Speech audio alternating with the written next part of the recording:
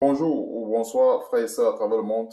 Je vous salue dans le nom puissant et merveilleux de notre Seigneur et Sauveur Jésus-Christ, qui est mort sur la croix pour nous et qui est ressuscité pour notre justification, afin que nous ayons part justement à cette alliance de la grâce.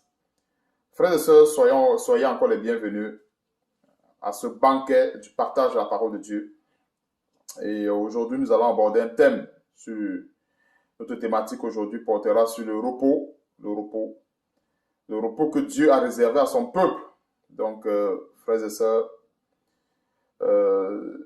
c'est quelque chose de très important à savoir. Et aussi, le but de cet enseignement, c'est que nous soyons encouragés dans les bonnes œuvres. C'est que nous soyons encouragés à persévérer dans la grâce pour pouvoir mériter le repos. Donc, avant de commencer l'enseignement, nous allons nous procéder devant le Seigneur parce que la Bible nous recommande que quoi que nous fassions en parole ou en acte, nous devons le faire au nom de notre Seigneur et Sauveur Jésus-Christ. Donc, frères et sœurs, je vous convie, procédons-nous pour les femmes de se procéder, comme le dit 1 Corinthiens chapitre 11 au verset 5, que la femme doit prier toujours le Seigneur en se voilant, dont le voile n'a jamais été et ne sera jamais la chevelure de la femme. Donc, procédons-nous, frères et sœurs, devant le Seigneur, afin de lui remettre toutes choses, parce que la capacité dans ce que nous faisons ne vient pas de nous, mais elle vient du Seigneur. Donc, il est question de lui remettre toutes choses, afin que lui, il nous enseigne de par son Esprit Saint. Prions. Éternel, nous te bénissons, te rendons grâce, Seigneur, pour ce grand jour de partage. Oh Seigneur, merci pour ce grand thème que tu nous donneras d'aborder encore une fois de plus en ce moment. Oh Seigneur, nous te bénissons déjà d'avance pour les grandes révélations qui sont cachées, des grandes leçons que tu nous donneras à tirer de ce repos et surtout pour les forces que tu donneras, aussi à quelqu'un quelque part, à un frère ou une soeur quelque part qui était dans le découragement. Merci Seigneur Dieu de nous encourager, de nous donner la force de persévérer jusqu'à la fin, quand nous vivons les temps où le mal s'est tellement accru. Mais Seigneur, nous avons besoin de persévérer, nous avons besoin de persévérance jusqu'à la fin. Seigneur, merci de nous tenir la main, de nous tenir, Seigneur Dieu, en alerte, de nous tenir debout, oh Seigneur Dieu, avec ces enseignements. Merci encore Seigneur Dieu pour le bien que cela fera à notre âme.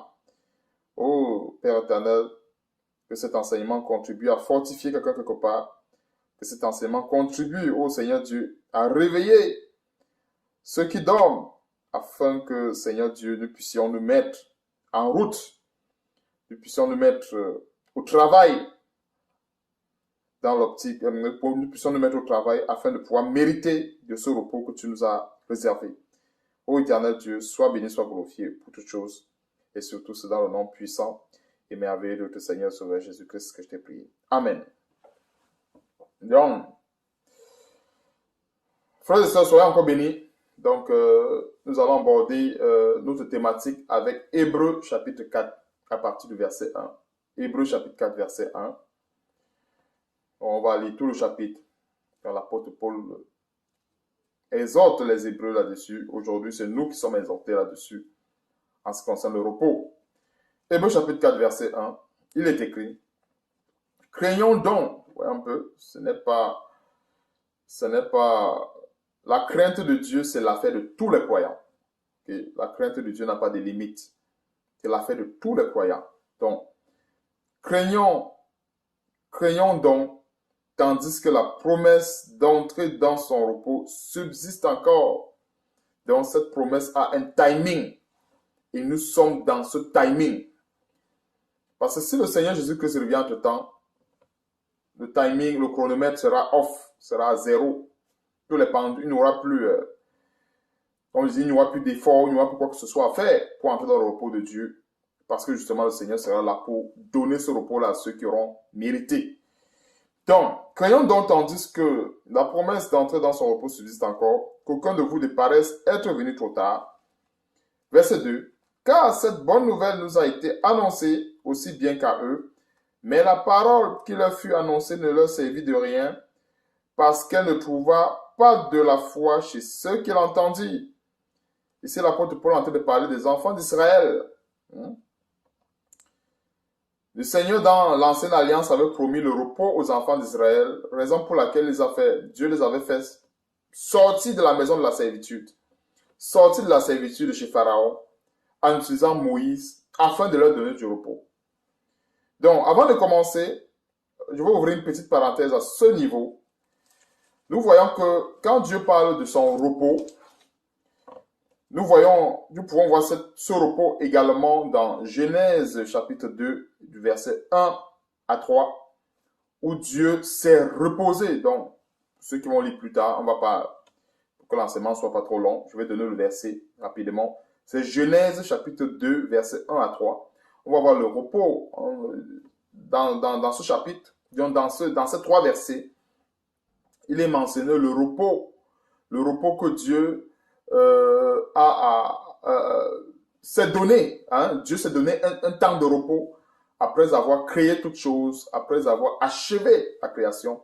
Il s'est reposé. Et donc, comprenons bien que l'historique du repos, déjà, remonte dans la Genèse avec Dieu. Et après cela, nous sommes tombés, en fait, le repos encore, la Bible en parle chez les enfants d'Israël. Dieu a vu leur peine, Dieu a vu leur douleur, Dieu a vu tout ce qu'ils traversaient comme épreuve. Alors Dieu a décidé de les faire sortir de la servitude, de les faire sortir d'Égypte, afin de les mener au désert où ils devaient offrir des sacrifices à Dieu. Et plus tard, ils devaient bénéficier du repos. Donc, comprenons que c'est une notion qui reste et qui demeure d'actualité aujourd'hui. Donc, le repos n'a pas commencé seulement aujourd'hui, mais c'est une notion qui date depuis. Et le repos commence déjà avec Dieu, parce que Dieu s'est reposé lui-même après avoir créé toutes choses. Et c'est pour cela qu'il nous l'enseigne aussi avec la marche des enfants d'Israël. Et c'est pour cela aussi qu'également aujourd'hui, il y a encore un autre repos qui est pour le peuple de Dieu. Continuons, frères et sœurs. Verset 3. Pour nous qui avons cru, nous entrons dans le repos, selon qu'il est dit, je jurais dans ma colère, ils n'entreront pas dans mon repos. Il dit cela, quoique ses œuvres eussent été achevées depuis la création du monde. Verset 4. Car il a parlé quelque part ainsi du septième jour, et Dieu se reposa de toutes ses œuvres le septième jour. Verset 5. Et ici encore, ils n'entreront pas dans mon repos. Or, puisqu'il est réservé à quelques-uns d'y entrer, et que ceux à qui d'abord la promesse a été faite n'y sont pas entrés à cause de leur désobéissance. Donc, on va souligner un grand élément aussi, qui est la désobéissance. Maintenant, on va continuer. Verset 7. Dieu fixe de nouveau un jour aujourd'hui en disant dans David, si longtemps après, comme il est dit plus haut, aujourd'hui, si vous entendez sa voix, n'endurcissez pas vos cœurs. Donc, frères et sœurs, comprenons qu'aujourd'hui, il y a encore un repos qui est réservé au peuple de Dieu. Alors, l'historique de ce repos remonte, outre le repos de Dieu, remonte avec les enfants d'Israël. On a vu que Dieu a bien voulu les donner du repos. Dieu a bien voulu soulager leurs peines, mais ils ont refusé d'entrer catégoriquement. Ils ont refusé, je vous l'ai dit, catégoriquement d'entrer dans ce repos. Comment est-ce qu'ils ont refusé d'entrer dans le repos? Et comprenons ceci, frères et sœurs, il n'y a pas, nous avons l'image de ces choses dans cette vie. On n'obtient pas de trophée sans avoir combattu. On n'obtient pas de prix sans avoir combattu selon les règles, sans avoir mérité. Donc, comprenons que le repos que Dieu nous réserve, ou le repos que Dieu réserve à son peuple, en fait, c'est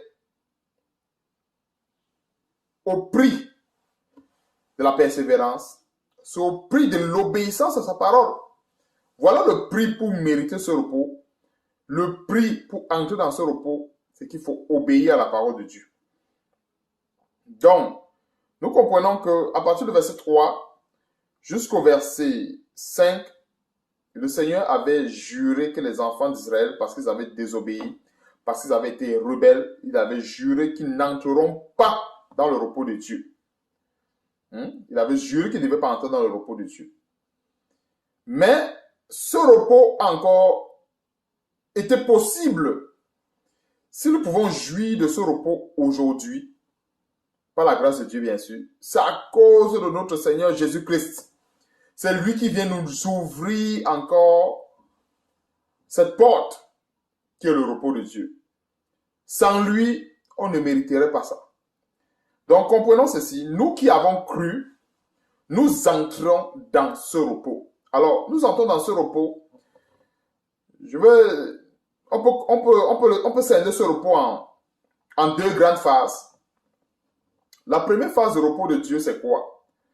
Quand nous sommes dans le monde, nous souffrons de la séduction du monde, nous souffrons de l'oppression de Satan, nous souffrons de tout genre de péché dans le monde qui accable notre âme, qui accable notre vie. Nous souffrons de cela. Alors, quand nous croyons en Jésus-Christ, quand nous le recevons dans notre cœur, qu'est-ce qui se passe? Dieu nous donne un repos. Alors, ce repos est donné cette fois-ci. J'ai scindé le repos en deux grandes parties ici. Alors, la première partie ici, ce repos est scindé ici comme la victoire. La victoire sur le péché est un repos. Mais malheureusement, il y a beaucoup de chrétiens qui refusent ce repos-là. Donc, comprenons, frères et sœurs, que la victoire sur le péché, la victoire sur la séduction, la victoire sur l'esprit du monde, la victoire sur toutes choses du monde, en fait, est un repos. Est un repos. On peut regarder, on peut observer les gens qui sont de ce monde qui ne sont pas en paix parce qu'ils n'ont pas expérimenté ce repos. Nous sommes dans la première partie. À savoir que quand nous recevons Jésus-Christ, quand nous l'acceptons comme Seigneur et Sauveur, nous entrons dans un repos. Un repos qui est beaucoup plus spirituel, bien sûr. Ça ne veut pas dire que... Je ne suis pas en train de dire qu'il ne faut plus travailler en tant qu'enfant de Dieu. Il ne faut plus travailler avec crainte et tremblement à son salut. Ce n'est pas ce que je suis en train de dire. Mais ici, je parle d'un repos qui est spirituel. Le fait que Jésus-Christ, notre Seigneur, nous a donné l'autorité sur les serpents, nous a donné l'autorité sur les scorpions, nous a donné l'autorité sur les maris de nuit, les femmes de nuit, sur les sorciers. C'est un repos. Parce que une personne qui est tribulée par tous ces esprits impurs n'a pas de repos, ne dort pas la nuit. Nous dormons paisiblement. Lorsque le chrétien normalement se couche, son sommeil est doux, il est paisible parce que Dieu lui a donné du repos. Du repos sous quelle forme? Dieu lui a donné le repos en lui donnant l'autorité sur les esprits impurs. C'est pour cela qu'il peut avoir l'autorité sur ces esprits et dormir en paix. Alors, celui qui n'a pas reçu le Seigneur ou la puissance du Seigneur ne va pas expérimenter ce repos-là. Donc, j'ai bien voulu qu'on comprenne le repos sur deux phases. Je reste encore dans la phase première pour dire que nous expérimentons aujourd'hui cette première phase du repos. Mais ce n'est pas de ce repos, en fait, dont il est question ici. En fait, ce n'est pas celui-là que Dieu nous a réservé en Jésus-Christ. C'est-à-dire que celui que Dieu nous a réservé plus tard en Jésus-Christ, il est plus grand. C'est vrai que cette première phase nous a aussi été réservée par Jésus-Christ. Mais ce qui est plus important, moi je voulais le dire ainsi, ce qui est plus important, ce qui est plus difficile, il faut que j'utilise le superlatif dans les mots, c'est celui qui est à venir. C'est-à-dire le repos en fait qui n'est pas de ce monde. Donc comme je disais, nous méritons déjà ce repos, nous méritons le repos aujourd'hui, à savoir la victoire sur le péché, la victoire sur les esprits impurs. Alors la deuxième phase du repos, alors c'est le repos qui est à venir. C'est la porte du ciel. Parce que dans ce repos, il n'y aura plus de pleurs, il n'y aura plus de famine, il n'y aura plus de glacière, il n'y aura plus de douleur, il n'y aura plus de maladie, il n'y aura plus, en fait, de calamité. Alors, c'est ça le superlatif du repos et c'est la deuxième partie. Donc, quand Dieu fixe encore de nouveau un jour pour le repos, comme le dit le verset 7, il s'agit ici d'un repos, en fait, qui est comme le repos éternel, on va dire ça comme ça, notre repos éternel, notre grand repos, le repos pour ceux qui auront travaillé, et bien pour ceux qui auront persévéré jusqu'à la fin. Donc, verset 7, on va continuer. Dieu fixe de nouveau un jour aujourd'hui, en disant dans David, si longtemps après, comme il est dit plus haut, aujourd'hui, si vous entendez sa voix, n'endurcissez pas vos cœurs. Verset 8. Car si Josué leur eût donné le repos, il ne parlerait pas après cela d'un autre jour. Il y a donc un repos de sabbat réservé au peuple de Dieu, car celui qui entre dans le repos de Dieu se repose de ses œuvres, comme Dieu s'est reposé des siennes. Donc, voilà donc le verset 10 nous donne le véritable repos. En fait, c'était la deuxième partie, comme j'ai scindé en deux parties. C'était ça le véritable repos que nous devons, en fait, ce repos auquel nous aspirons tous. Nous travaillons avec crainte et tremblement. On s'abstient de toute convoitise. Nous persévérons dans la prière, dans les enseignements, dans les exhortations de la parole de Dieu. Nous fuyons le péché plus que toute autre chose parce que nous voulons nous reposer comme Dieu s'est aussi reposé. C'est le plus important. C'est pour ça que quand j'ai mentionné la première partie, c'est un repos transitoire. En fait, on parle du repos tout simplement parce que ceux qui n'ont pas reçu le Seigneur Jésus-Christ ne sont pas en paix. Or, nous avons cette paix-là lorsque nous sommes en Christ. Donc, on va dire c'est une forme de... Disons que c'est un repos. Hein? C'est un repos, mais notons que c'est un repos, un repos qui n'est pas permanent, on va dire ça comme ça. Non, je voulais dire un repos qui n'est pas éternel, autant pour moi. Un repos qui n'est pas éternel. Donc, c'est l'avant-repos, je vais dire ça comme ça. C'est la porte d'entrée, en fait, du grand repos. En fait, le repos, là, en fait, que Dieu a réservé à tout un chacun. Alors, comprenons ceci. Ce n'est pas parce que on meurt qu'on entre forcément dans ce repos. Je vais ouvrir une bonne parenthèse là-dessus. Parce qu'il y a beaucoup d'amalgame, il y a beaucoup de confusion là-dessus. Quand nous mourons, si on est mort véritablement en Christ, alors on peut aspirer à ce repos. Mais maintenant donc, pour des personnes qui ne sont pas mortes en Christ, il n'y a rien à faire. Donc ça ne servirait à rien quand quelqu'un meurt, on dit repose en paix, que la tête soit légère, etc. Cette personne n'aura pas de repos si elle n'a pas cru en Jésus-Christ, si elle n'a pas persévéré dans son alliance, c'est-à-dire dans l'alliance du Seigneur Jésus-Christ, jusqu'à la fin. Cette personne ne se reposera pas. Alors, Dieu a fixé un repos et il a mis des bornes. Et quand je dis qu'il a mis des bornes, ça veut dire que ce n'est pas un repos qui s'arrache à tout va. Il faut bien que nous comprenions que Dieu a fixé le repos pour ceux qui auront combattu le véritable combat de la foi, le bon combat de la foi. Alors le repos n'est pas pour ces gens-là, mais pour ces chrétiens-là qui se vautrent dans le péché, qui continuent à se plaire dans la compromission, continuent à se plaire dans les choses du monde, et ils espéreront avoir le repos une fois qu'ils vont quitter cette terre, ou bien une fois que Dieu permettra qu'ils quittent cette terre. Non. C'est pas parce que telle personne a fréquenté telle église, on dit, ah, elle était chante, ou bien il était chante et tout le reste. Certainement, là où il est à l'aise parce qu'il a servi Dieu. Non. Le service de Dieu n'est pas attaché à une dénomination. Le service de Dieu n'est pas attaché à un quelconque bâtiment. Le service de Dieu, c'est ce que nous... En fait, notre service, c'est entre nous et Dieu.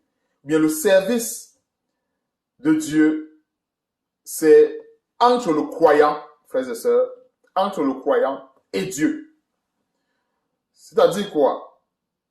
L'extérieur peut en bénéficier, mais ça reste que c'est une relation entre le croyant et Dieu. Et c'est maintenant Dieu qui décidera à la fin, est-ce que tel a mérité ou il n'a pas mérité. Donc, ce qu'on peut dire, ça ne sert à rien de souhaiter un repos de l'âme à quelqu'un qui n'a même jamais reçu le Seigneur, à une personne qui a toujours été rebelle à la parole de Dieu.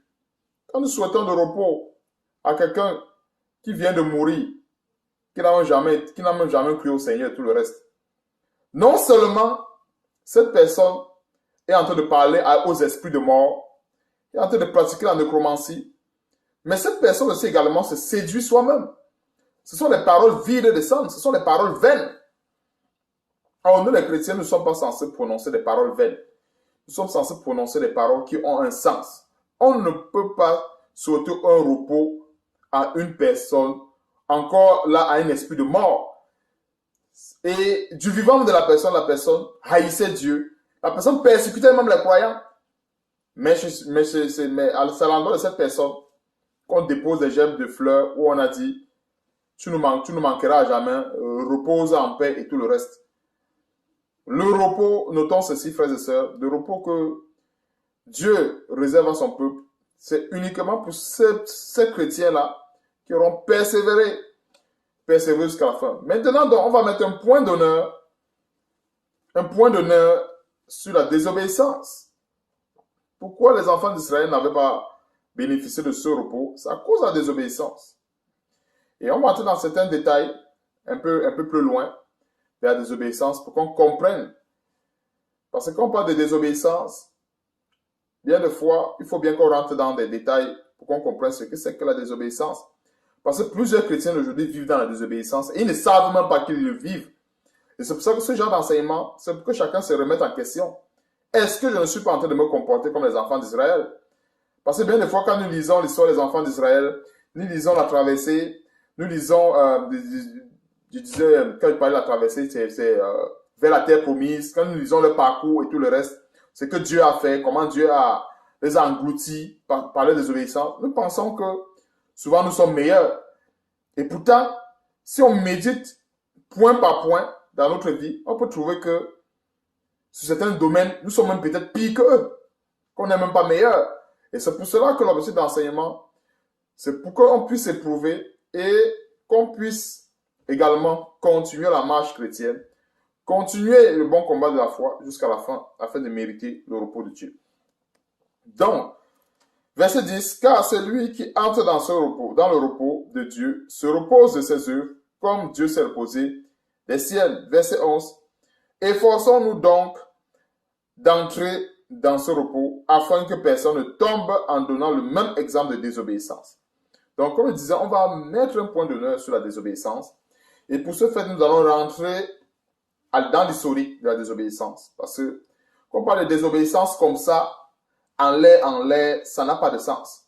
Il faut qu'on comprenne point par point cette désobéissance-là. Et c'est là où chacun pourra s'examiner, à savoir, peut-être dans tel domaine, je suis en accord avec Dieu, mais dans l'autre domaine, par exemple, je suis encore dans la désobéissance. Parce que quand Dieu dit débarrasse-toi de telles choses, le chrétien commence à dire, non, est-ce que ça peut m'empêcher d'avoir mon salut? Est-ce que ça peut m'empêcher? Mais on va voir les mêmes conséquences, les enfants d'Israël. Que tout le temps, ils voulaient retourner en Égypte, tout le temps, ils fuyaient les ennemis. C'est la même chose. Aujourd'hui, les chrétiens font pareil. Ils font pareil, mais avec une subtilité terrible. Tu vas dire à un chrétien que vraiment, fêter Noël, par exemple, c'est se livrer aux esprits impurs, se livrer aux démons. L'autre chrétien va te dire que Noël a quoi y voir. Est-ce que Noël peut m'empêcher d'entrer au ciel? Regardons la subtilité. Regardons la subtilité. C'est-à-dire que aller voir un culte à un autre Dieu, le chrétien trouve que c'est normal. Arrivons à un niveau, frères et sœurs, où tout acte que nous posons-nous la question à savoir, l'acte que je pose, ça glorifie qui? Alors, si ça ne glorifie pas Dieu, j'arrête. Un point, un trait. Arrivons à ce niveau où lorsque nous posons un acte, nous recherchons la gloire de Dieu dans cet acte-là. Parce que plusieurs chrétiens travaillent avec le domaine des sentiments. Non, vraiment, moi je pense que ça c'est vrai, c'est lié aux divinités sataniques, mais ça ne peut pas quand même empêcher, ou bien ça ne peut pas quand même empêcher un chrétien. Tu vois, ça c'est se séduire soi-même. Hein? Ça c'est se séduire soi-même. Qui te fait croire que ça ne peut pas t'empêcher? Qui te fait croire que ça ne peut pas te disqualifier de la course?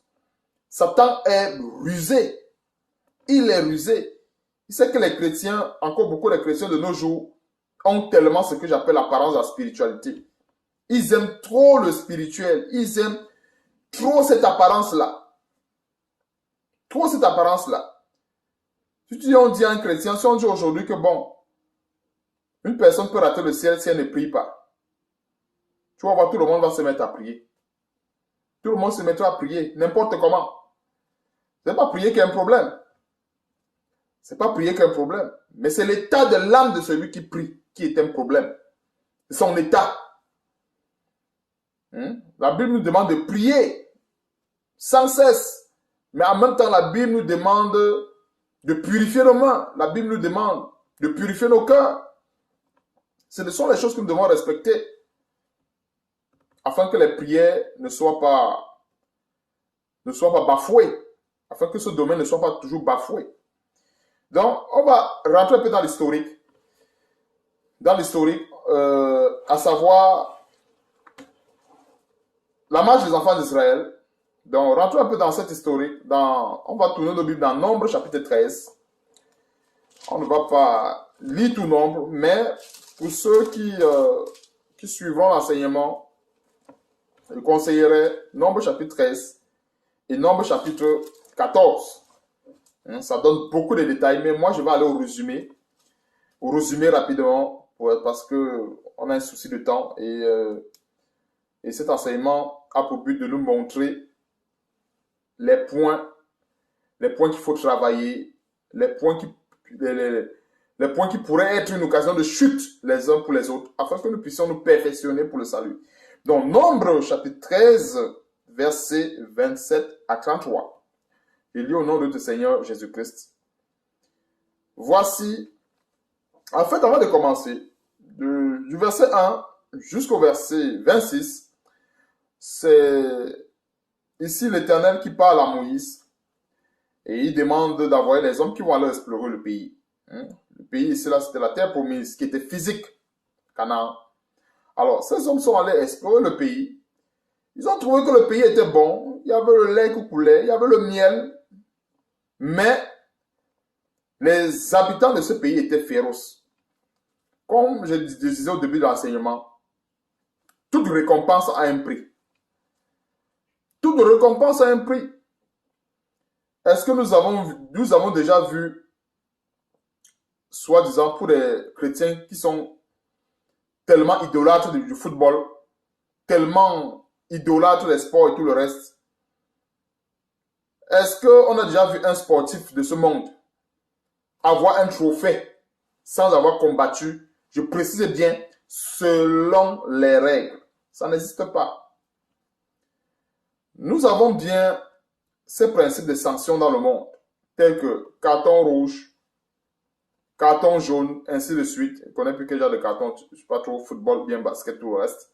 Mais nous avons des principes de sanctions qui existent dans ce monde. Alors, comprenons que nous avons aussi les mêmes principes qui existent aussi pour le ciel. Ce sont les mêmes principes.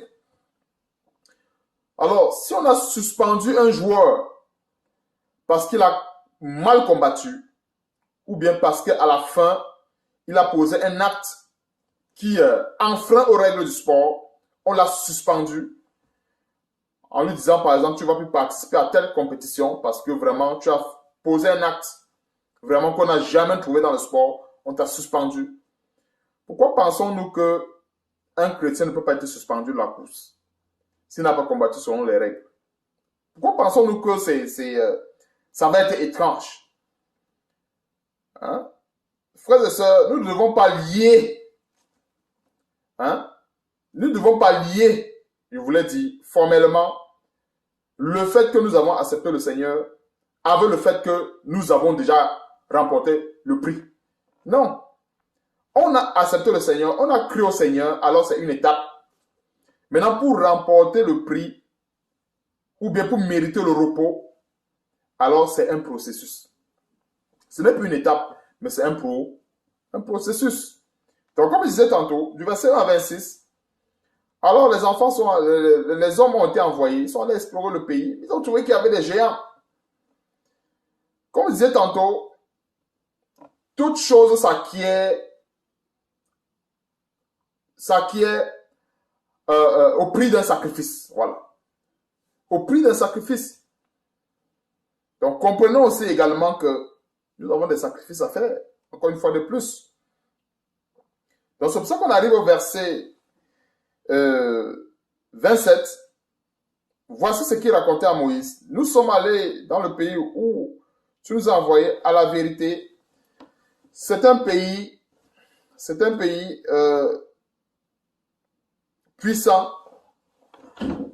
Les villes sont fortifiées, très grandes. Nous y avons vu des enfants d'Anak. Et les Amalécites habitent la contrée du Midi. Les Essiens, les Jébusiens et les Amoréens habitent la montagne. Et les Cananéens habitent près de la mer et le long du Jourdain. Caleb fit taire le peuple qui murmurait contre Moïse. Il dit, montons, emparons-nous du pays, nous y serons vainqueurs. Verset 31. Mais les hommes qui étaient allés avec lui dirent, nous ne pouvons pas monter contre ce peuple, car il est plus fort que nous. Et ils décrièrent devant les enfants d'Israël le pays qu'ils avaient exploré. Il dit, le pays que nous avons parcouru pour l'explorer est un pays qui dévore ses habitants. Tous ceux que nous y avons vus sont des hommes d'une haute taille. Verset 33. Et nous y avons vu les géants, enfants d'Anak, et de la race des géants. Nous étions à nos yeux et à leurs yeux comme des sauterelles. Donc, comprenons ceci, frères et sœurs. Le pays était ce pays-là où coulait le lait et le miel. C'était ça le repos que Dieu leur avait donné. C'est ça en fait aussi. Quand nous voyons l'Ancien Testament, le Nouveau Testament, ça n'a pas les mêmes, on va dire, je ne sais pas comment bien expliquer, ce ne sont pas les mêmes promesses. Les promesses ici là sont les promesses de la terre, tandis que nos promesses sont les promesses du ciel. Donc, mais en fait, les enseignements, les leçons à tirer sont pareilles. Donc, ce qui nous intéresse, ce sont des leçons. Parce qu'en fait, le même Dieu qui les a envoyés aller explorer le pays, le même Dieu qui les a donné ce pays comme repos, n'a pas changé dans sa manière de faire. Donc, raison pour laquelle, pour nous ici, ce sont des leçons. Et beaucoup plus, nous sommes en train d'ouvrir la parenthèse sur la désobéissance. Et le but de cet enseignement, c'est pour que nous comprenions, nous examinons. Est-ce que nous ne sommes pas dans la désobéissance quand nous faisons telle ou telle chose? Parce que beaucoup de chrétiens pensent que être dans l'obéissance de sa parole, c'est lire sa Bible tous les matins, aller à l'église, suivre les enseignements du pasteur. Ce n'est pas ça. Donc, on va rentrer dans le vif du sujet. Donc, nous comprenons qu'au verset 30, Caleb, pourquoi est-ce que Caleb a fait taire le peuple? Parce que ce peuple murmurait contre Moïse. Ce peuple n'était pas content. Il n'était pas content. Lorsque Dieu a dit à Moïse, voilà, ils vont explorer le pays et puis voilà ce qu'ils auront à faire là-bas. Ce peuple n'était pas content. Déjà, ils passaient tout le temps à murmurer contre Moïse. Ce ne sont pas les premiers murmures en passant. Et murmurer ici, ça veut dire quoi? Dans notre petit jargon, on va dire quand quelqu'un boude. Quand quelqu'un ne veut pas faire quelque chose, qu'est-ce qu'il fait? Il boude. Tu demandes à un enfant, par exemple, va me laver les assiettes. L'enfant commence à bouder. Non. L'enfant commence à parler dans sa gorge. Il ne veut pas. Alors, dans ces murmures, nous voyons ici l'expression d'une désobéissance criarde. Et beaucoup de chrétiens aujourd'hui murmurent aussi également. Murmurent. Il y a des murmures aujourd'hui aussi. Mais des murmures de manière subtile. Ce sont des murmures subtils. Très subtils.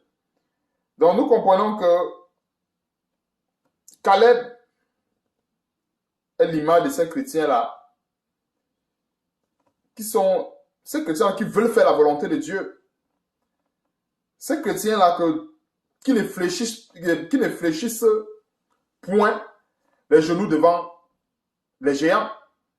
Alors comprenons que ces géants dont parlaient ces hommes ici, ce sont les péchés. Et les plus grands géants que nous avons à combattre, encore une fois de plus, sont dans notre chair. Ces géants-là ne sont pas ailleurs. Les plus grands géants que nous avons dans nos vies sont dans notre chair. Et je vais rentrer encore dans les détails de pourquoi est-ce qu'il dit c'est dans notre chair. Beaucoup de chrétiens aiment beaucoup plus cette apparence de spiritualité. Prière, aller à l'église, lire la Bible et tout le reste. Mais sur le plan pratique, si ce chrétien ne tient pas une Bible, on ne saura pas qu'il est chrétien. Or, le but des enseignements, c'est pour que nous donnons le modèle de ce que nous sommes. Nous devons arriver à un niveau où on n'a pas besoin d'ouvrir la Bible pour qu'on sache qu'on est chrétien. C'est la fête de Noël, le chrétien fête. C'est la fête de Pâques, le chrétien fête. Les anniversaires, le chrétien est dedans. Les fêtes de ceci, il est dedans. Toutes les fêtes, il est dedans. Alors, toutes les fêtes païennes, le chrétien fête. Le païen fait aussi la même fête. Où est la différence? Si ce chrétien ne prend pas la Bible pour dire, il est écrit dans Marc, il est écrit dans Luc. Dans les fêtes, en quoi est-il différent de ce païen qui se comporte comme lui? Par exemple, les jalousies, les calomnies, les médisances, les œuvres de la chair, tout cela, ce sont des géants. Donc, comprenons que ces géants-là, que ces hommes avaient vus, pour nous aujourd'hui, ces mêmes géants sont dans notre chair. Et ce sont ces géants-là qui gardent beaucoup de chrétiens dans la désobéissance. Tel chrétien ne veut pas se dépouiller de telles choses parce qu'il veut satisfaire le géant qui est dans sa chair. Comprenons cela. C'est le même principe. Il dit bien, c'est le même principe. Quand Dieu dit, il faut abattre ce géant, il faut abattre ces géants qui sont dans notre chair, qui nous poussent à nous rebeller contre la parole de Dieu. Mais qu'est-ce qu'on fait? On raisonne. Plusieurs vont dire, bon, est-ce que le voile, c'est un morceau de tissu pour les femmes? C'est seulement un morceau de tissu. Est-ce que ça peut m'empêcher d'avoir le cœur pur devant Dieu? Regardons comment les chrétiens raisonnent. Alors, dans ce raisonnement, c'est tout simplement parce qu'il y a un géant dans sa chair qui l'empêche d'obéir à la parole de Dieu. Et c'est la désobéissance.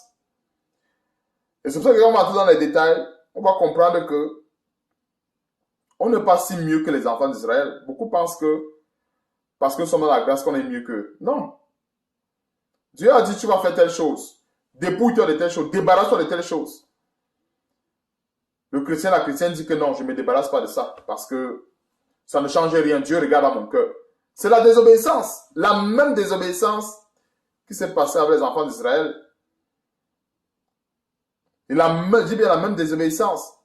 Et tout le temps, quand ils désobéissaient, qu'est-ce qu'ils disaient? Allons en Égypte. Non, non, c'était mieux l'Égypte. Et à chaque fois que nous voyons l'Égypte, c'est tout ce qui déshonore Dieu, tout ce qui désobéit à Dieu. Et beaucoup de chrétiens aujourd'hui aiment l'Égypte. Dans l'Égypte, on a des fêtes. Dans l'Égypte, on a des célébrations, des anniversaires et tout le reste. Dans l'Égypte, on a tout genre d'abomination. C'est l'Égypte.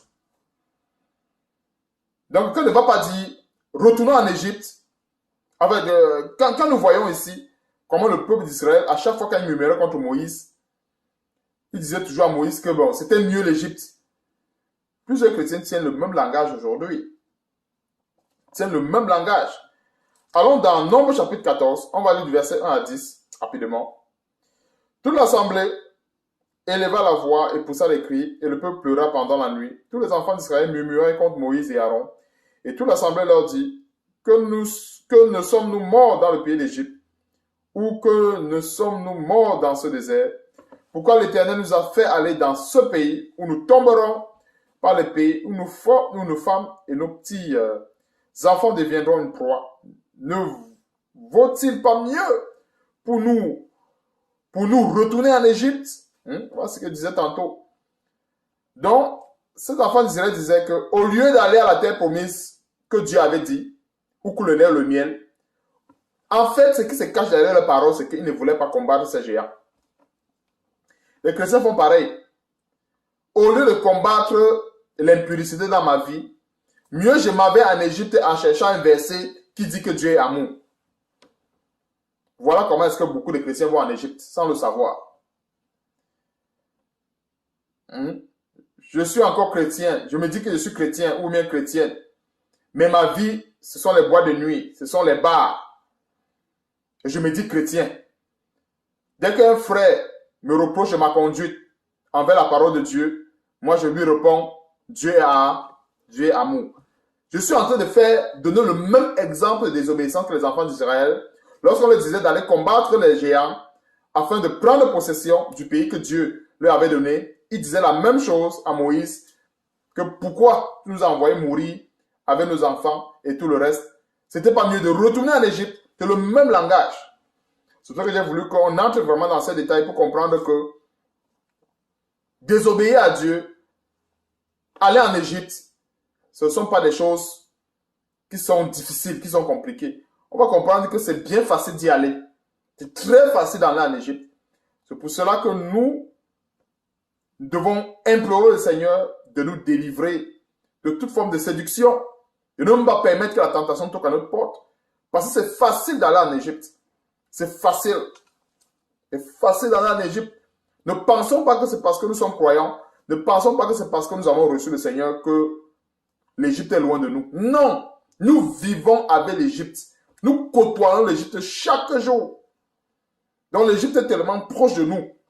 Et c'est pour cela que nous avons besoin d'être vigilants et d'être fermes pour ne pas accepter que l'Égypte entre dans nos maisons ou dans notre cœur. Dans un croyant qui est encore dans ces choses, qui se dit croyant, et après, il se plaît dans les fêtes, dans les réjouissances mondaines. Il est en Égypte. Même s'il rentre à la maison, même s'il prie, même s'il jeûne, même s'il va à l'église, même s'il fait n'importe quoi, il est en Égypte. Il est parti en Égypte. Et le fait de partir en Égypte, c'est parce qu'à un moment donné, il est sorti de la couverture de Dieu, dit que non, j'ai besoin de me réjouir un peu, d'aller aussi un peu me détendre avec les amis, d'aller aussi un peu me détendre avec les camarades. Il va en Égypte. Donc, verset 4, et il se dit l'un à l'autre, nommons un chef et retournons en Égypte. Ce verset me rappelle plusieurs chrétiens qui pour eux, ils choisissent leur pasteur. Ou bien ils choisissent celui où, je ne sais pas, celui qui doit prêcher l'évangile qu'ils aiment. Non, moi j'aime plutôt tel pasteur, il prêche bien. L'autre non, je ne l'aime pas. Il juge trop, tout le temps il juge. C'est le même contexte ici. Il se dit l'un à l'autre, nommons un chef, c'est-à-dire un chef de la rébellion contre Dieu. Il y a des pasteurs qui sont des chefs de la rébellion. Chefs de la rébellion, pourquoi? Parce qu'ils amènent le peuple de Dieu à se rebeller à la parole de Dieu et eux-mêmes étant des chefs rebelles. Donc il y a plusieurs de ces faux pasteurs qui sont des chefs rebelles. Quelqu'un va me dire chef rebelle comment? Chef rebelle, on voit ça dans le jargon militaire et tout le reste. Alors, toute personne qui ne veut pas mettre en pratique la parole de Dieu, qui se rebelle contre la parole de Dieu est un rebelle. Aussi simple que ça. Alors, le chef rebelle est celui-là qui pousse le peuple de Dieu à se rebeller. C'est pour ça qu'il est chef rebelle. Donc, le principe de chef, aujourd'hui, encore mieux détaillé dans l'église. Tu vois, il y a plusieurs qui disent, non, lui, c'est mon pasteur. Vraiment, j'aime ses enseignements parce que ça me bénit. Les enseignements de l'autre, ça n'édifie pas. Tout le temps, il parle de péché, de ceci. Ça n'édifie pas. Tu vois? Plusieurs chrétiens, c'est ça l'apparence de la spiritualité. Ce chrétien ou cette chrétienne qui cherche l'édification-là, depuis qu'elle cherche cette édification-là, ça l'a servi à quoi? Elle est toujours dans les mêmes mini-jupes, les mêmes fonds de teint, les mêmes rouges à lèvres. Hein? Ce chrétien-là qui cherche l'édification, les mêmes bois de nuit, les mêmes réjouissances, sa vie spirituelle n'a même pas bougé d'un seul pouce. Mais c'est lui qui cherche l'édification. Quelle édification parle? Il veut s'édifier pour aller où? Pensons-nous que la parole de Dieu, c'est pour décorer l'intelligence? Quand la Bible dit dans Romains chapitre 12, verset 2, ne vous conformez pas au siècle présent, mais soyez transformés par le renouvellement de l'intelligence. Est-ce que la parole de Dieu, c'est pour décorer nos intelligences? C'est pour nous amener à nous perfectionner. Ce n'est pas pour nous décorer l'intelligence. Alors, si tout le temps je reçois la parole, je reçois, je m'édifie, comme beaucoup de chrétiens disent, je m'édifie, et dans mon quotidien, c'est l'alcool, les bois de nuit, la fornication, l'impudicité, alors quelle édification je suis en train de faire? Je suis plutôt en train de me séduire. Et c'est pour ça qu'il y a des pasteurs, comme le verset 4 le dit, les enfants d'Israël ont dit ceci, ils se disent l'un à l'autre, nommons un chef et retournons en Égypte. Il y a beaucoup de pasteurs qui sont comme cela. Quand les enfants, soi-disant rebelles, disent non, vraiment, on aime tel pasteur, il nous encourage à rester dans le péché. C'est lui qui va nous enseigner ou bien c'est lui qui va nous conduire. Non, c'est lui. Donc, nommons un chef, retournons en Égypte. Verset 5, Moïse et Aaron tombèrent sur leur visage en présence de toute l'assemblée réunie, des enfants d'Israël. Et parmi ceux qui avaient exploré le pays, Josué, fils de Nun, et Caleb, fils de Jephunnée, déchiraient leurs vêtements et parlaient à l'assemblée et toute l'assemblée des enfants d'Israël. Le pays que nous avons parcouru pour l'explorer est un pays très bon, excellent. À partir d'aujourd'hui, chrétiens, frères et sœurs, nous allons apprendre aussi à apprécier la bénédiction de Dieu. Parce que bien des fois, nous n'apprécions pas la bénédiction de Dieu. Dieu ne va pas nous bénir à la manière du monde que nous pensons. Dieu va nous donner une bénédiction, mais c'est au prix de la persévérance que nous allons obtenir cette bénédiction. Notons la remarque de Josué. Non, de Caleb, autant pour moi. Non, c'est Caleb et Josué. Donc, comment encore? C'est Caleb et Josué qui avaient fait ces remarques-là. Le pays que nous avons parcouru, c'est-à-dire Caleb et Josué, pour l'explorer autant pour moi, est un pays très bon et excellent. Alors, les enfants d'Israël qui aimaient l'Égypte, des paresseux, ont décrit ce pays comme s'il y avait des géants, les ceci, les cela, les obstacles. Donc, ils n'ont vu que des obstacles. Ils n'ont pas vu le lait et le miel, mais ils n'ont vu que les obstacles. Maintenant donc, les vaillants soldats ne voient pas les obstacles. Est-ce que nous, les enfants de Dieu, nous sommes là pour voir les obstacles lorsqu'il faut obéir à la parole de Dieu? La Bible ne dit pas, l'apôtre Paul ne dit pas dans Philippiens chapitre 4. Ça, c'est un verset que beaucoup de chrétiens, soi-disant, aiment. Je puis tout par celui qui me fortifie. Alors, au lieu de demander à celui qui nous fortifie de nous donner la force de nous débarrasser de tel ou tel autre péché, arrêtons de dire que non, c'est trop dur. Arrêtons de dire que non, c'est vraiment, c'est dur, c'est jugé, c'est fait ci, c'est fait ça. Non, ne pensons pas que la foi chrétienne est une foi, la foi que nous avons en Jésus-Christ est une foi d'œcuménisme. Nous devons arriver à un standard où l'évangile du Seigneur est prêché par les actes. Oui, prêché par les actes. Il faut le dire. Aujourd'hui, on connaît distinguer un musulman en route. Pourquoi est-ce qu'on ne peut pas distinguer un chrétien? Pourquoi? Quand c'est un musulman, on sait que voilà. Mais, si on met un païen en route, on dit, qui est chrétien? On voit un monsieur qui passe avec sa Bible. On voit un monsieur qui n'a pas de Bible et tout le reste. C'est sûr que celui qui est païen va pointer le doigt à celui qui a la Bible. Que non, c'est lui qui est chrétien. Et pourtant, nous devons arriver au standard où on n'a pas besoin de tenir une Bible. Nous devons donner ce parfum de chrétien, qu'on n'a pas besoin de tenir une Bible pour qu'on pense que, ou bien pour qu'on pense qu'on est chrétien, tout simplement. C'est ça le but de ces enseignements. En posant des actes qui sont concrets, qui fusent l'étonnement. On commence à dire non, je ne comprends pas. Celui-ci là, il ne comprend pas. Les autres aiment les fêtes, les autres aiment les boîtes de nuit, mais lui là, il est chrétien, on ne sait même pas sa part de chrétien. Il est que quantité de chrétiens, on ne comprend pas. Les autres chrétiens, ils sont chrétiens, mais ils vont dans les boîtes de nuit, mais lui là, non. C'est ça, donner, répandre ce véritable parfum. Et nous sommes dans ce temps-là où, de plus en plus, les chrétiens sont confondus aux gens du monde. Ils sont confondus. On ne sait même plus qui est chrétien, qui n'est pas chrétien et qui n'est pas chrétien. Mais nous ne devons pas nous décourager, nous devons nous battre pour donner cette image de Christ que le monde doit voir. Donc, verset 8. Si l'Éternel nous est favorable, il nous mènera dans ce pays et nous le donnera. C'est un pays où coule le lait et le miel. Seulement, ne soyez point rebelles. Voilà, il n'y a pas de rébellion au départ. Le peuple qui se rebelle non seulement contre la parole de Dieu, mais qui cherche un chef rebelle. Et plusieurs de ces faux pasteurs sont des chefs rebelles. Quand pasteur met un enseignement pour dire aux femmes que non, la chevelure est leur voile. Ce n'est pas ça de pousser à la rébellion, ce n'est pas ça d'être chef rebelle. Ben, faire comprendre que non, vraiment, célébrer Noël, célébrer ceci, ce n'est pas grave. Dieu regarde à ton cœur. Alors, il n'est pas chef rebelle, que tu peux célébrer les fêtes, si tu pries, ça va. Ce n'est pas grave. C'est ça, chef rebelle. Aussi simple que ça. Donc, on va continuer. Si l'Éternel nous est favorable, il nous mènera dans ce pays et nous le donnera. C'est un pays où coule le lait et le miel. Verset 9. Seulement ne soyez point rebelles contre l'Éternel et ne craignez point les gens de ce pays, car ils nous serviront de pâture. Ils n'ont plus d'ombrage pour les couvrir. L'Éternel est avec nous. Ne les craignez point.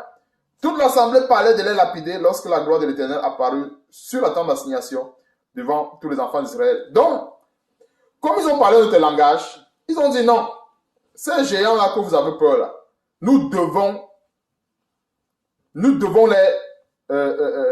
les combattre. Nous devons les battre et prendre possession du pays. Donc, comprenons qu'il y a plusieurs chrétiens qui sont comme ça aujourd'hui, qui ne veulent pas abattre les géants de leur vie. Hein? Ils ont déjà créé une complicité avec ces géants. Hein? Tu vois quelqu'un qui a fait la paix avec le diable, fait la paix avec le péché. Il peut pécher, il peut se vauter dans la fornication, il peut se vauter dans l'impudicité, comme nous voyons dans plusieurs de ces églises. Ces pasteurs qui sont impudiques, fornicateurs, et ils s'empressent toujours pour prêcher, pour faire ceci. Tu vois, ils ont créé une certaine paix avec Satan de par les actes. Au même titre que les enfants d'Israël. Et ces pasteurs-là sont tout simplement des chefs rebelles. Au verset 4, on a vu ça. Quand les enfants d'Israël voulaient rentrer en Égypte, ils ont dit que non, nommons un chef. Il faut que nous ayons un pasteur qui va nous conduire dans notre rébellion. Alors nous avons plusieurs de ces pasteurs à ce moment-là qui conduisent le peuple de Dieu dans la rébellion. Ils ne veulent pas que le peuple de Dieu soit affranchi par la vérité. Commencer à dire non, vraiment, telle fête, tu peux. La Bible dit tout m'est permis, mais tout ne m'est pas utile. Bon, si tu vois que la boîte de nuit ne t'est pas utile, bon, toi tu sais si tu vas partir en boîte de nuit ou pas. Ainsi de suite. Hein? Des pasteurs, soi-disant, et personne ne peut prendre position pour la vérité. Hein? Quand on pose les questions sur des sujets poignants, des sujets où on a besoin d'un avis ferme là-dessus. Non. Le pasteur te répond, non, est-ce que tu es contre l'homosexualité? Non, moi, en fait, je suis pour un homme et une femme. Tu es pour un homme et une femme. Est-ce que tu es pour ou tu es contre l'homosexualité? Alors, l'esprit qui est derrière là, c'est l'esprit des géants.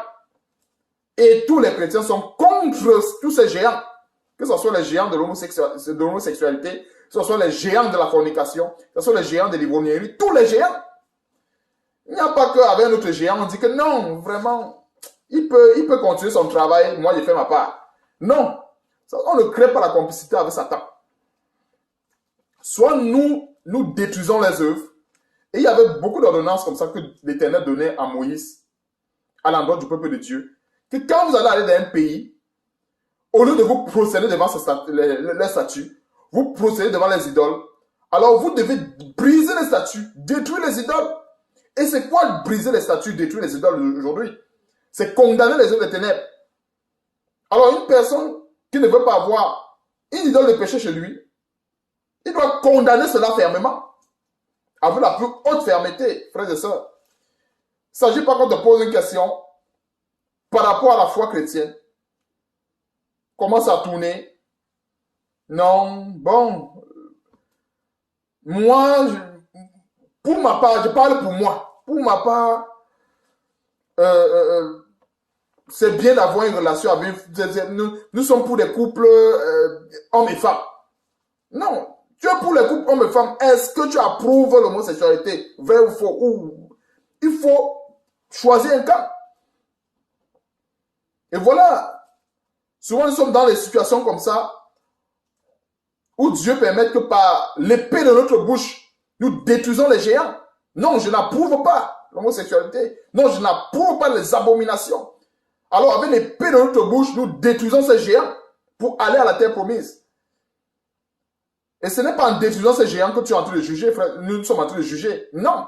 On ne juge pas en donnant notre position ferme, qu'on est contre telle chose. On ne juge pas. La preuve en est qu'on n'empêche pas celui qui a choisi ça qu'il a choisi.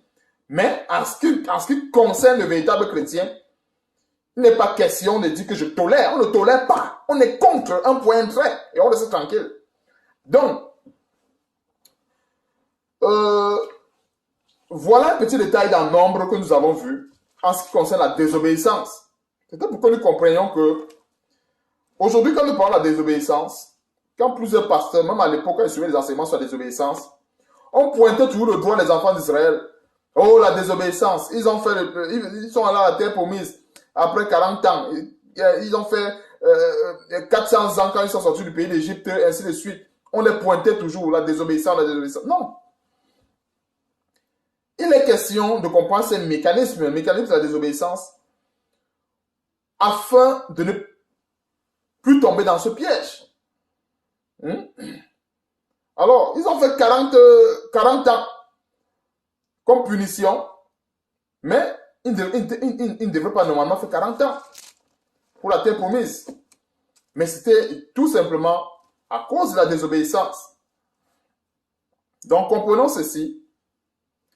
Le fait d'éviter les géants ne nous aide pas. On a vu que les enfants d'Israël voulaient éviter les géants. Et ne pensons pas que nous, chrétiens, c'est en évitant les géants qu'on part à la terre promise. Il n'y a pas de zone tampon. Celui qui évite les géants, de combattre les géants dans sa vie, qui se disent qu'il est en train de rentrer en Égypte. On a vu ça avec Nombre chapitre 14, verset 1 à 10. Que les enfants d'Israël ont refusé qu'ils ne vont pas combattre les géants. Mais ils n'ont pas dit qu'ils restent là où ils étaient. Non. Ils ne vont pas combattre les géants, mais ils retournent en Égypte. Donc, comprenons ceci. Ce n'est pas parce que notre combat est spirituel aujourd'hui que quelqu'un va dire que non, je ne combats pas telle chose et il pense qu'il n'est pas en train de rentrer en Égypte. Non. Mon frère, ma soeur, sachons ceci. Celui qui refuse de combattre les œuvres des ténèbres, de combattre les œuvres infructueuses des ténèbres, comme le dit Éphésiens chapitre 5, verset 11, qui ne pense pas qu'il a été d'aller vers la terre promise. Il est en train de reproduire le même acte de désobéissance en retournant en Égypte. Et plusieurs qui retournent en Égypte comme ça, en retournant, pour même retourner, ils cherchent même des pasteurs. On a vu toujours dans ce Nombre chapitre 14, comment est-ce qu'ils ont dit, nommons un chef. C'est-à-dire qu'un chef rebelle qui va nous entraîner dans la rébellion, qui va nous maintenir dans la rébellion contre Dieu et retournons en Égypte. Donc, comprenons que le système de l'Égypte maintenant est très, très organisé. Le système de l'Égypte est vraiment très organisé. Et je parle de l'Égypte dans le corps de Christ. Je parle de l'Égypte sur le peuple de Dieu. Maintenant, le système de l'Égypte à l'extérieur, la Bible dit que c'est Dieu qui les juge. Nous n'avons pas à juger ceux du dehors, mais c'est ceux du dedans. Hein? C'est ceux du dehors, c'est Dieu. Mais maintenant, pour ceux du dedans, nous parlons de l'Égypte dans le corps de Christ. Non, vraiment, est-ce qu'on a besoin de dénoncer ça? Donne seulement la parole, ils vont choisir si c'est vrai ou machin, ils vont choisir. Non, non, non. L'épée de notre bouche, c'est pour combattre ces géants. Ce n'est pas pour dire que non. Si tu dis ça, ça serait comme si tu jugeais. Mieux, tu les dis, ne faites pas ci. Ou bien mieux, tu les donnes la bonne parole, ils vont choisir. Ils vont comprendre que l'autre enseigne mal, ils vont choisir la bonne parole. Depuis qu'on dit ça, est-ce que les chrétiens ont à choisir le bon? Ils passent tout le temps à choisir le mauvais. Moi, je connais bien cette parole. Non, si tu commences à dire tel pasteur, tel ceci, machin, ça serait comme si tu cherches les problèmes, tu fais ceci, tu fais ceci, tu fais cela. Mais à un moment donné, tu donnes la véritable parole et la mauvaise parole. Il y a plusieurs chrétiens qui ne savent même pas quoi choisir. Surtout quand on parle de la désobéissance. Quand on parle de la désobéissance, chacun a sa part de conception de désobéissance. Et je parlais encore une fois la dernière fois, lorsqu'on parle de péché là, le péché là a plusieurs conceptions. Chacun a conçu le péché à sa manière. Donc, quand un prédicateur vient dire que il faut fuir le péché, il faut combattre le péché, sans toutefois le nommer, sans toutefois l'exposer, il y a des gens qui ne savent même pas que le fait même de convoiter, de s'irriter même dans le cœur est un péché. Il y a beaucoup de gens qui ne savent pas. Il y a des gens qui ont limité leur intelligence soit au péché sexuel, soit au meurtre, soit... Ils ont tellement limité leur intelligence concernant le péché. Et pourtant, c'est vaste. Alors, c'est pas parce que quelqu'un a limité son intelligence au fait que, comme lui ne tue personne, lui ne cherche pas la femme d'autrui, lui ne pêche pas. Et pourtant, il a la rancune, la jalousie, il a plein d'autres péchés dans son cœur. Est-ce que ça veut dire qu'il ne pêche pas? Il pêche, mais il ne sait pas. Mais c'est un péché. Alors, et à chaque fois que nous péchons, nous retournons en Égypte. À chaque fois que nous péchons, nous retournons en Égypte. Ne pensons pas que nous sommes en train d'aller vers la terre promise. Et c'est pour cela que cet enseignement, c'est pour nous aider à nous examiner. Afin que, s'il y a quoi que ce soit qui puisse nous empêcher de marcher correctement, qu'on abat cela, on avance. La Bible dit qu'on doit condamner les œuvres des ténèbres. On ne doit pas prendre part aux œuvres infructueuses des ténèbres, mais nous devons les condamner. Alors, c'était l'image de ces géants que les enfants d'Israël avaient à abattre. On a vu qu'il n'y avait que Caleb et Josué qui s'étaient levés pour combattre ces géants. Et c'est eux qui avaient finalement mérité. Regardons maintenant l'image de ce repos, où on a plusieurs dans la course. Alors, le fait que les enfants d'Israël soient sortis d'Égypte, c'est la même image avec nous chrétiens aujourd'hui quand nous acceptons le Seigneur Jésus-Christ. Alors, il y a combien de chrétiens soi-disant, même ceux qui ont accepté le Seigneur même sur des mauvaises bases. C'est-à-dire accepter le Seigneur pensant que le Seigneur va donner des bonbons, des biscuits et tout le reste. Il y a combien qui rentrent dans la course? Ils sont nombreux. Mais pensons-nous que c'est parce que nous sommes rentrés dans la course 100 que nous allons arriver peut-être 80 ou 90? Détrompons-nous. Nous avons l'exemple des enfants d'Israël. Ils étaient combien? Que la terre s'est ouverte. Ils ont été engloutis à cause de leur désobéissance, à cause des murmures. Dieu dit allez. Ils disaient non, on ne part pas. Dieu dit encore aujourd'hui aux chrétiens, débarrassons de telles choses. Dieu dit encore aux chrétiens que par exemple, ces multiples célébrations qu'il y a dans le monde, je ne suis pas dedans. Des chrétiens disent que non, tu n'es pas dedans, mais ce n'est pas grave. Ce n'est pas grave, ça ne peut pas m'empêcher d'aller au ciel. Qui te fait croire que ça ne peut pas t'empêcher? Qui te fait croire que ça ne peut pas t'empêcher? Ne flirtons pas avec le diable. Frères et sœurs, ne flirtons pas avec le diable. Quelqu'un va dire, ah, c'est écrit où que la fête de Noël, il y a eu a fait tomber un serviteur de Dieu et tout le reste. Ne flirtons pas avec le diable. Ne tentons pas Dieu. Ne pas te voter dans quelque chose de mordicus parce que tu es tellement spirituel, tu as tellement l'onction, la puissance et tu penses que ça ne peut pas te renverser.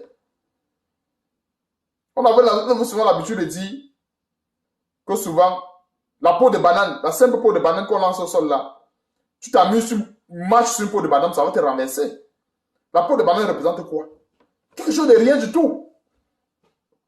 Ne pensons pas que ce qui peut renverser une personne, c'est quelque chose de géant. Quand c'est grand, on voit, on esquive. Mais quand c'est minuscule, on dit, ah, ça peut me faire quoi? On bascule comme ça avec le pied. Et alors là, la morsure qu'on va recevoir peut être mortelle à ce moment-là. Donc, frères et sœurs, c'est pourquoi nous comprenons que la désobéissance telle que nous voyons, il faut toujours faire l'autopsie de ce genre de choses pour qu'on comprenne que c'est quelque chose qui est profond. Et le but de Satan, c'est de banaliser ces choses. C'est que ça soit... On fait du superficiel, tu vois, des enseignements superficiels. Quand on parle du péché, on traverse vite. On parle de la désobéissance, on traverse vite.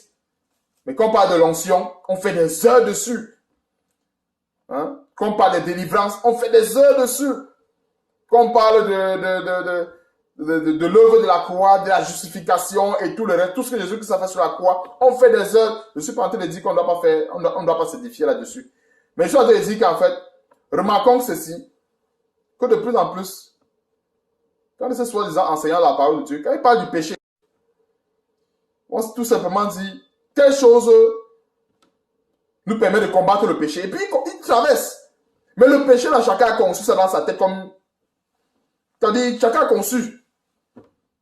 Tu vas voir quelqu'un qui est assis là, il écoute cet enseignement, il pêche dans son cœur, il ne sait pas qu'il est en train de pécher. Donc, bien des fois, des choses comme ça, nous avons besoin de creuser. Parce que le but, c'est que nous entrons dans ce repos. Le but, c'est que nous combattons ces géants afin d'y avoir part. Et ne pensons pas qu'on va avoir part au repos sans avoir combattu les géants. Donc, le chrétien qui prend son épée, il dit que non, je mets ça dans ma poche. Ou bien non, il voit les géants, il met ça derrière. Comme ça. Non. Spirituellement parlant, si nous ne combattons pas ces géants, alors ils vont nous combattre. C'est clair. Et Satan a ses moyens de combattre. Il combat subtilement. Commence à dire, non, ne parle pas comme ceci. Non, demande seulement aux gens de prier. Tu demandes à quelqu'un de prier quand cette personne peut prendre l'autorité sur son corps de fuir la fornication. Prier quoi? Pour chercher quoi? Donc, c'est tout pour que nous comprenons en profondeur ce que c'est que la désobéissance et le péché. Comme je disais tantôt, beaucoup de chrétiens, aujourd'hui, chacun a eu sa part de conception. Même dans le monde, on sait que le péché est mauvais. Mais ce n'est pas ça qui empêche les gens de pécher. Même les chrétiens savent que le péché est mauvais. Mais ce n'est pas ça qui les empêche de pécher. Donc, tant que cela ne sera pas exposé comme il se doit, plusieurs vont continuer de pécher. Même le fait de se rebeller contre un commandement de Dieu, c'est un péché. Je prends tout simplement un simple exemple, comme les gens aiment souvent banaliser les choses, tout le reste. Dieu dit ceci, par exemple, à une femme, avant de rentrer dans ma présence, voile-toi. Elle commence à dire non, Dieu regarde au cœur et tout le reste, quitter là-bas. Voilà la rébellion. Et on peut multiplier les exemples comme ça par millième et par centaines et tout le reste. Il y a plusieurs. Donc, demandons au Seigneur vraiment la force d'être fidèle, d'être vraiment fidèle et d'être obéissant à sa parole. Parce que ne pensons pas que c'est quelque chose qui est facile. Non. Comprenons que ce renouvellement de l'intelligence est un processus également. C'est un processus. Ne pensons pas que nous sommes arrivés au niveau des tops. Non. Dieu nous enseigne encore, Dieu nous amène encore à renouveler notre intelligence au fur et à mesure. On va aller au verset 12. Quand Hébreux chapitre 4, verset 12, on va revenir, on en a terminé avec Nombre chapitre 14. Mais c'est même mieux de lire tout le chapitre. Chapitre 13, chapitre 14, c'est vraiment... Il y a beaucoup de grandes leçons, beaucoup de grandes révélations là-dessus. Par rapport à la désobéissance, par rapport au péché, par rapport à ce que Dieu a, comment Dieu les a traités. Aujourd'hui, on va te dire Dieu est amour. Il y a plein de prophéties qui nous parlent de la colère à venir. Tous ceux-là qui seront restés dans la rébellion ne vont pas échapper à la colère de Dieu. C'est le même Dieu qui est amour là, qui doit déclencher sa colère. C'est le même Dieu, ce n'est pas un autre Dieu. C'est pour que nous comprenons. Alors, cet enseignement, c'est pour exposer la désobéissance, exposer le péché. Comme je disais tantôt, c'est quelque chose qui est tellement... Ouais, c'est super pasteur spirituel. Quand il parle du péché, s'il enseigne pendant 4 heures de temps, 5 heures de temps, regardons bien, frères et sœurs, s'il parle du péché, il va parler du péché peut-être pendant au trop 10 minutes, ou même 5 minutes. Et le moment où il parle du péché, même, il survole comme ça, il survole. Il n'entre pas dans les détails. Parce qu'il a peur que les gens vont fuir son église. Parce que s'il commence à dénoncer ces sœurs qui mettent plein de fausses choses sur la tête et tout le reste, elles vont partir. Dénoncer leurs accoutrements, ainsi de suite. Elles vont partir. Il sait. Donc, quand on fait un enseignement, 5 heures de temps, s'il parle même de péché, parce que plusieurs ne parlent même pas du péché, s'il parle du péché, il survole ça rapidement. Mais quand il parle de posséder les portes, de posséder les ministères, ils vont faire des heures et des heures là-dessus. Quand il parle de soi-disant révélation des anges et tout le reste, ils vont faire des heures et des heures là-dessus. Donc, verset 12, frères et sœurs, achevons cela. Car la parole de Dieu est vivante, voilà, vivante et efficace, plus tranchante qu'une épée quelconque à 2 tranchants, pénétrante jusqu'à partager âme et esprit, jointure et moelle, elle juge les sentiments et les pensées du cœur. Donc, comment pouvons-nous juger l'efficacité de la parole de Dieu et le tranchant de cette parole si on ne l'utilise pas contre les œuvres des ténèbres? Comment on va juger cela?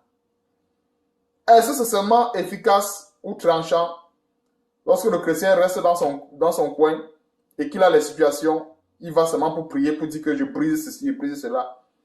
Il sera en train de briser cela en vain parce qu'il ne pourra même pas les briser. Quelqu'un qui a fait la paix avec les démons, est-ce qu'il peut encore les combattre? Non! Hein? Plusieurs prient et leurs prières résonnent comme ceux des fils de Séva. Tu pries et le lendemain, Satan t'afflige encore. Il t'afflige plus parce que normalement, tu as fait l'alliance avec lui et tu veux le combattre. Ça ne marche pas. Les amis ne se combattent pas. Les amis s'entendent. Hein? Les amis s'entendent, frères et sœurs. Donc, on va continuer. Car la parole de Dieu est vivante, efficace, plus tranchante qu'une épée quelconque à 2 tranchants, pénétrante jusqu'à partager âme et esprit, jointure et moelle. Elle juge les sentiments et les pensées du cœur. Nulle créature n'est cachée devant lui, mais tout est à nu et à découvert aux yeux de celui à qui nous devons rendre compte.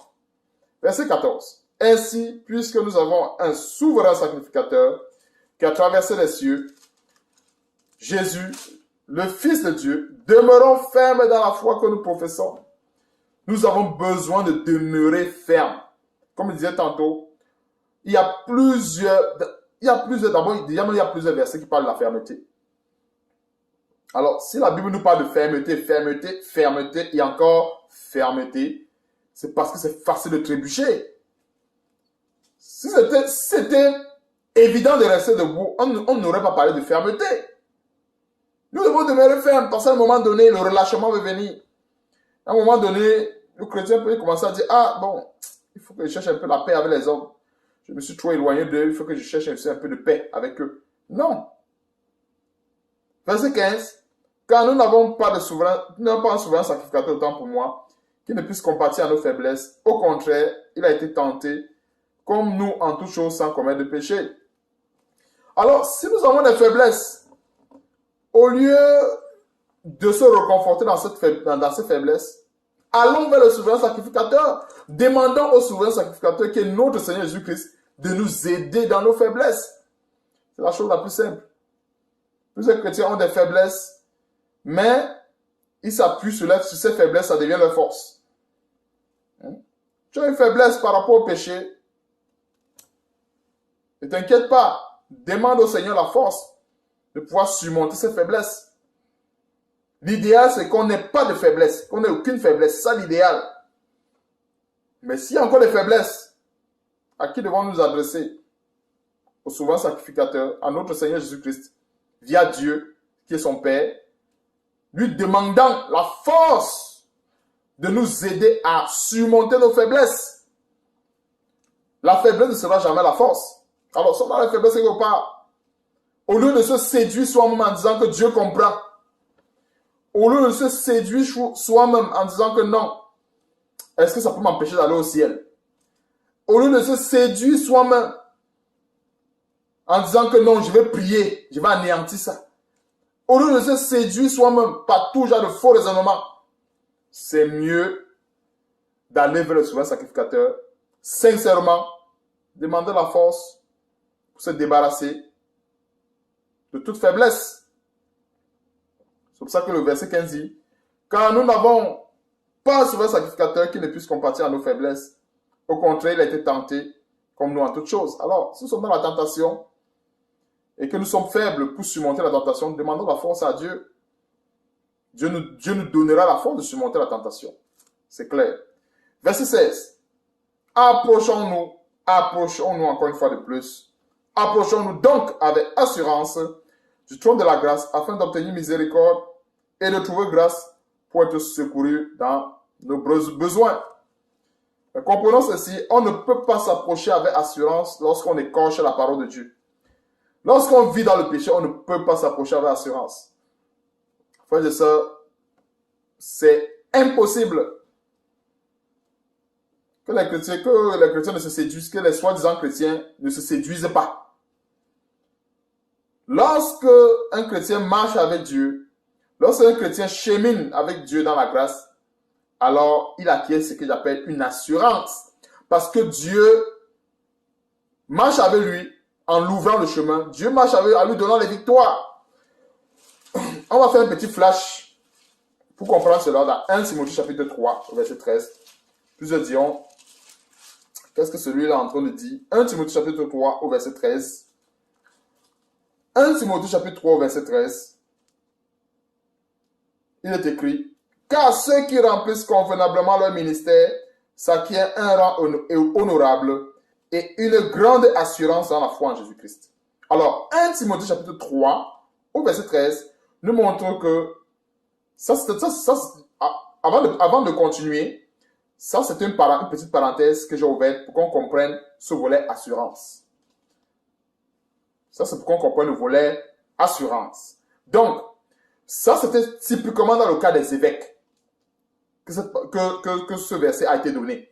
Mais comprenons qu'on peut aussi l'étendre chez tous les chrétiens. Tant pour moi, on peut étendre ce verset chez tous les chrétiens. À savoir, qu'on dit ceux qui remplissent convenablement, autant pour moi, leur ministère, il s'agit aussi de toute personne qui obéit à la parole de Dieu. Il s'agit aussi de toute personne qui plaît à Dieu par ses actes qu'il pose. Alors, si quelqu'un plaît à Dieu dans ses actes qu'il pose, si quelqu'un obéit convenablement à la parole de Dieu, se débarrasse de tout souillure, se débarrasse de toute œuvre des ténèbres, alors cette personne va acquérir de la part de Dieu un rang honorable et une grande assurance dans la foi en Jésus-Christ. Et c'est pour ça que je disais tantôt que une personne qui se vautre dans la désobéissance, une personne qui se vautre dans la rébellion, ne va pas s'acquérir ce rang honorable ni cette grande assurance. Donc voilà pourquoi est-ce que je disais tantôt que quand le verset 16 nous dit « Approchons-nous donc avec assurance », un chrétien ne peut pas s'approcher avec assurance du trône de la grâce avec plein de péchés. C'est impossible. Aujourd'hui, il y a ce que j'appelle de l'assurance diabolique. C'est-à-dire, je dirais même ça, c'est tenter Dieu. Quelqu'un sort de forniquer, de pécher, mais il va soi-disant dans son église, ou bien il va soi-disant dans son hôtel, il se met là, il dit qu'il prie, il dit qu'il fait ceci. Non. On comprend vers qui s'approche. C'est clair qu'il ne peut pas s'approcher de Dieu avec la souillure. Parce que la Bible dit, les péchés, c'est ça qui met un mur de séparation entre nous et Dieu. Donc ce n'est pas parce qu'un chrétien vient devant, il prie, il crie, que Dieu l'entend. Non. S'il y a le péché va faire la séparation. Donc le verset 16 est profond. Approchons-nous donc avec assurance. Donc je mettais un petit point de note là-dessus en disant que ce n'est pas l'assurance diabolique. Parce que l'assurance diabolique nous rapproche de Satan, pas de Dieu. Et on a vu dans 1 Timothée chapitre 3 verset 13 que ceux qui remplissent convenablement leur ministère. Il faut noter cela. Les deux versets, il faut les mettre ensemble pour comprendre ce que c'est que cette assurance. Parce que beaucoup de chrétiens pensent que c'est le fait de dire je suis sûr, je suis convaincu, je suis sûr. Non, c'est pas ça. La véritable assurance s'acquiert lorsqu'on remplit convenablement son ministère. La véritable assurance s'acquiert lorsqu'on obéit à la parole de Dieu. S'il faut que j'élargisse la parenthèse chez tout le monde, chez tous ceux qui ont reçu le Seigneur. Alors, c'est chez ceux-là qui obéissent à la parole de Dieu que Dieu va leur donner cette assurance. Alors, je donne un exemple simple pour qu'on comprenne bien ce volet encore, une fois de plus. Une personne qui obéit à la parole de Dieu, qui plaît à Dieu, Dieu permettra que cette personne aille comment? De victoire en victoire. C'est pour ça que le Seigneur Jésus-Christ pouvait dire, Seigneur, je sais que tu m'exauces toujours. Lors de la résurrection de Lazare, est-ce que Jésus-Christ, lui ne priait pas pour... Il ne priait pas... En fait, il a témoigné devant tous que de lui à Dieu, il n'y a pas de mur de séparation. De lui à Dieu, il sait que son Père l'exauce toujours. Mais maintenant donc, ce qu'il a fait, c'était pour les autres. Pour ceux qui étaient là. Et c'est ça cette assurance. Quand nous obéissons à la parole de Dieu, quand nous mettons en pratique cette parole, nous avons cette assurance que Dieu nous donne. Parce qu'il nous fait aller de victoire en victoire. Il témoigne les œuvres de nos mains, pas des puissances, comme chez les apôtres, pas des miracles qui accompagnent les œuvres, pas des faux miracles. Parce que si quelqu'un se vautre dans le péché, dans la fornication, dans l'impudicité, et qu'il se passe un miracle, c'est tout simplement un faux miracle. On n'a pas besoin de savoir est-ce que la personne a eu... Non, un faux miracle, un point trait. C'est vrai, ce n'est pas ça le but de cet enseignement. Mais j'ai ouvert la parenthèse pour qu'on comprenne le volet assurance. Donc, ça n'a rien à voir avec les assurances diaboliques. Donc, approchons-nous donc avec assurance du trône de la grâce afin d'obtenir miséricorde et de trouver grâce pour être secouru dans nos besoins. Donc, comprenons ceci. En résumé, la promesse qui nous a été faite, c'est-à-dire le ciel, la vie éternelle, ce que je pourrais généraliser, on peut généraliser selon cet enseignement comme repos. Pourquoi repos? Parce que il n'y aura plus de pleurs, il n'y aura plus de cris, il n'y aura plus de blessures. On ne va même plus travailler. Hein? Pour ceux d'entre nous, nous sommes fatigués, on veut se reposer. Nous qui avons travaillé, hein, pour ceux d'entre nous qui avons un boulot, nous travaillons, le corps est fatigué, il faut se reposer. Alors, s'il faut se reposer, si le corps doit se reposer pour récupérer, de la même façon, spirituellement parlant, les véritables chrétiens, les véritables enfants de Dieu aussi doivent se reposer. En fait, Dieu les a réservé un repos après qu'ils aient combattu les géants. Dieu n'a pas réservé le repos à ceux qui auront dit « Non, ne jugez pas ». Dieu n'a pas réservé le repos à ceux qui vont se plaire dans leur péché, qui vont se plaire dans le monde. Ne nous trompons pas. Et Dieu n'a pas réservé le repos via les RIP, repose en paix. Le repos n'est pas signé sous cette forme-là. Le repos est signé selon la parole de Dieu. Et c'est cette parole que nous avons vue aujourd'hui. Et cet enseignement, encore une fois de plus, est tout ce que Dieu a permis que nous partageons aujourd'hui. Et il n'est pas exhaustif, encore une fois de plus. Ces enseignements sont tout simplement là pour nous réveiller, pour nous outiller, pour que nous menions une vie saine et agréable au Seigneur. En comprenant ceci, les grandes notions à retenir de ce repos: désobéissance, péché, obéissance aussi également. C'est trois grandes notions, c'est-à-dire la désobéissance, le péché et l'obéissance. Et le sens interdit du chrétien, c'est la désobéissance et le péché. C'est sûr que l'un est la conséquence de l'autre, à savoir le péché. Quand nous désobéissons un commandement de Dieu, ne pensons pas que nous ne péchons pas. Nous péchons. Qu'on ne se séduise pas, nous péchons. Désobéir, c'est pécher aussi. Parce que les enfants d'Israël, ils avaient désobéi à Dieu, murmuré et ils péchaient. Donc, soyons bénis encore une fois de plus. Que le Seigneur nous fortifie. Que le Seigneur nous donne la force de proclamer ces choses. Que le Seigneur nous donne la force encore une fois de plus de lui être fidèle. Demandons, frères et sœurs, sans cesse, chaque jour, la force à Dieu. De pouvoir tenir, de pouvoir lui être agréable. Nous dépouiller de tout ce qui puisse mettre séparation entre lui et nous. Ça doit être un combat perpétuel. Ne pensons pas que le fait que nous avons accepté Jésus-Christ notre Seigneur, tout est fini. Ne pensons pas que c'est fini. Donc, il y a encore beaucoup à faire. Beaucoup à faire, pourquoi? Quand je dis beaucoup à faire, ce ne sont pas des fagots de bois à porter. Dans notre vie, nous avons sans cesse ces géants qu'il faut abattre afin d'arriver à la terre promise. Frères et sœurs, soyons bénis encore une fois de plus et surtout, remercions le Seigneur pour ces grandes révélations, ces grands enseignements que nous avons reçus. Éternel, nous te bénissons, te rendons grâce encore, Seigneur Dieu, pour ces grandes leçons que tu nous as données sur le repos. Ô Seigneur, nous te bénissons aussi également pour le fait que tu nous donnes de tenir jusqu'à la fin, que tu nous donnes, Seigneur Dieu, de t'être agréable en toutes choses et en toutes situations. Seigneur, s'il y a quoi que ce soit qui met inimitié entre toi et nous, ô Seigneur, ouvre-nous les yeux. Seigneur, ne permets pas que nous puissions continuer dans la désobéissance. Mais Seigneur, révèle-nous les choses qui sont cachées, afin que, Seigneur, par l'épée que tu nous as donnée spirituellement parlant de la parole, nous puissions anéantir ces géants, anéantir tous ces ennemis, ô Seigneur Dieu, qui pour la plupart sont dans notre chair. Ô Seigneur, merci encore une fois de plus pour la force que tu nous donnes, pour la persévérance que tu donnes à tes enfants jusqu'à la fin. Sois béni, sois glorifié pour tout, et surtout c'est dans le nom puissant de notre Seigneur Sauveur Jésus-Christ que je t'ai prié. Amen. Bye bye.